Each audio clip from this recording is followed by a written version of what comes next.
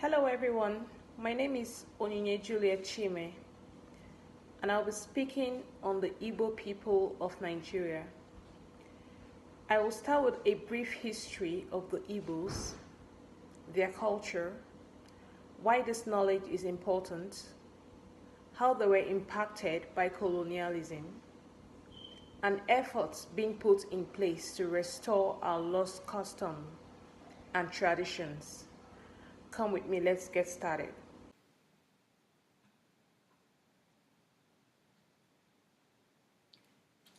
The history and background of Igbo people.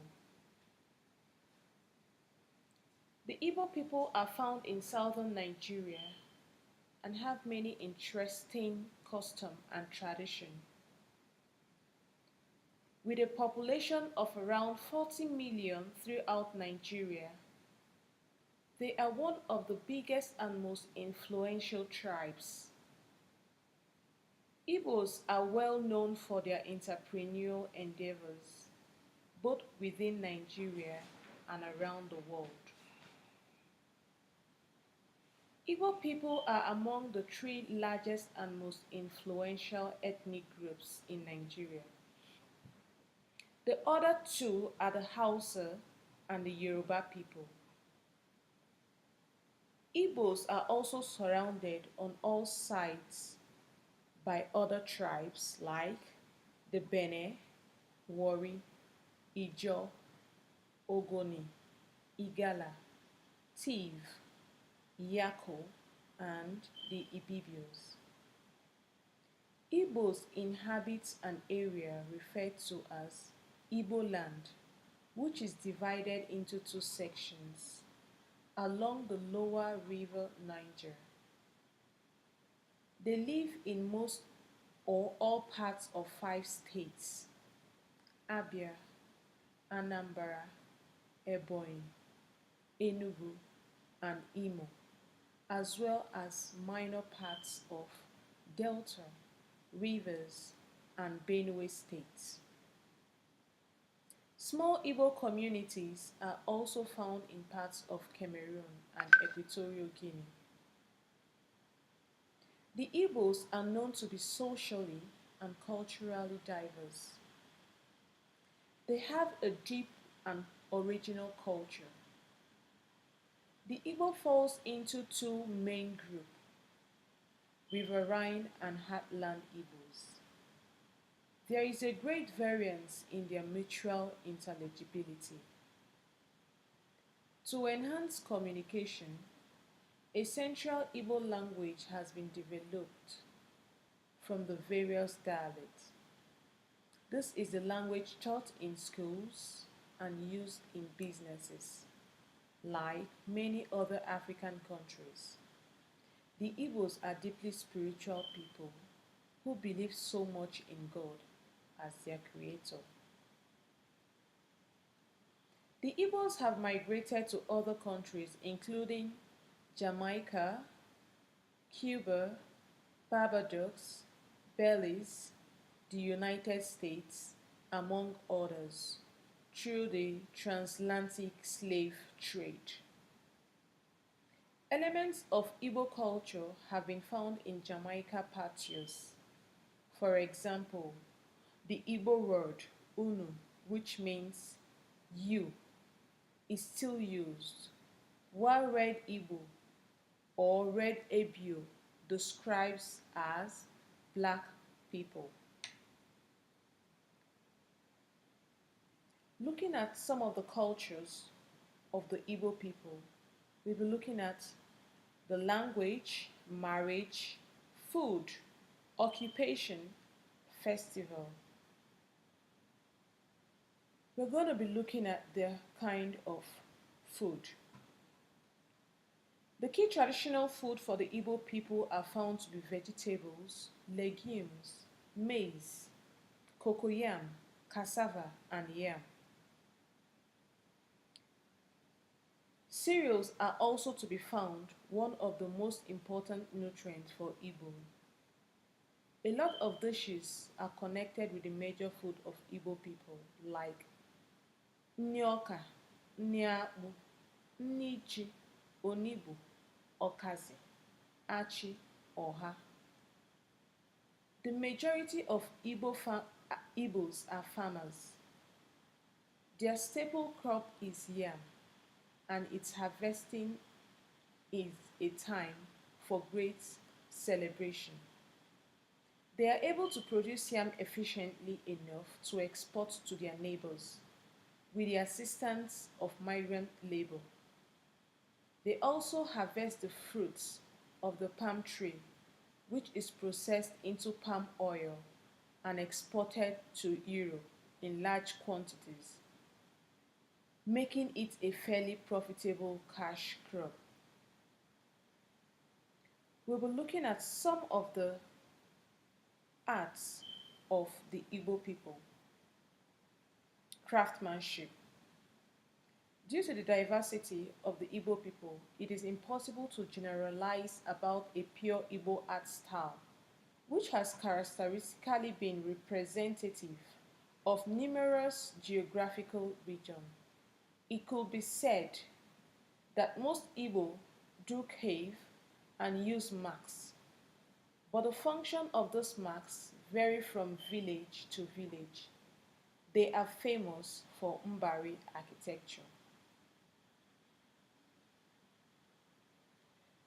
An Akwete woman weaves on a wide vertical loom, which produces clothes about 115 centimeter wide. The length of the finished product is normally twice the height of the loom. The weavers uses a weaving stick to separate the odds and wave wrap threads before she winds the weft thread onto a long narrow stick, which is passed from side to side. Aquatic clothes is usually made of cotton threads, and the decorative motifs are produced with cotton threads of a heavier texture or rayon silk.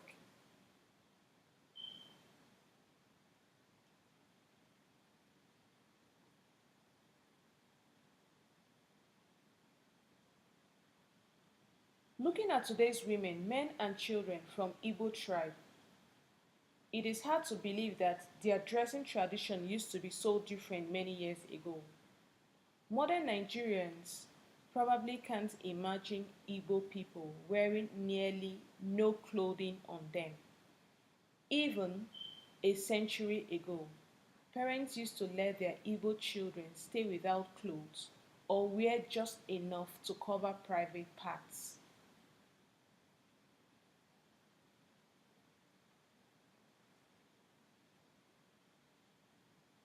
Today, the Igbo women find so much joy in decorating their waists with beads accessories. Even today, women who originated from Igbo tribe love wearing necklaces, beads, and pretty ornaments with their traditional and modern attire. Traditions, we have some of the festival. We have the Hmong festival, which is called a masquerade festival. It's a very colorful event in the Igbo tribe. We also have the Iriji, the New Yam Festival. Yam are the first crops to be harvested and are the most important crops of the region. The New Yam Festival is therefore a celebration depicting a the prominence of the yam in the social, cultural life of Igbo people.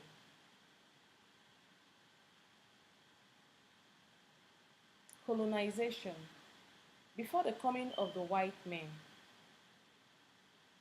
the Igbo community lived together in harmony in a very complex society. They kept very good track of the family structure, which formed the clan called Umunna, meaning children of the same father. This was the highest decision-making body within the society. The societal norms were strictly adhered to by all people. Everyone knows the consequences of breaking the law, and there were no sacred cow. However, the white men came and imposed their own culture and religion on the people. Some accepted the white man's way of life, while others rejected it. This led to a dysfunctional society.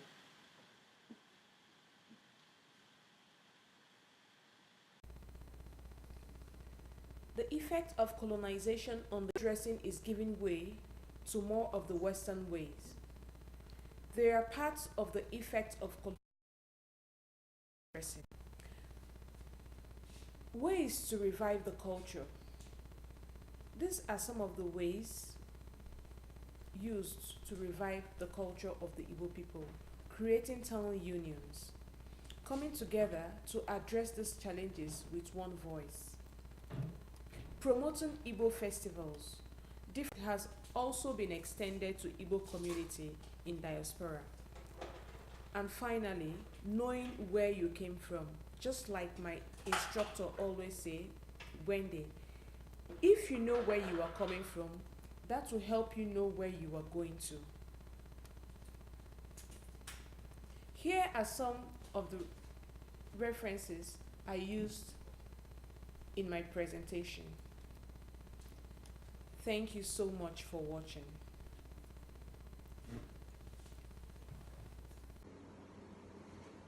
In all this, the Igbo people are warm and welcoming.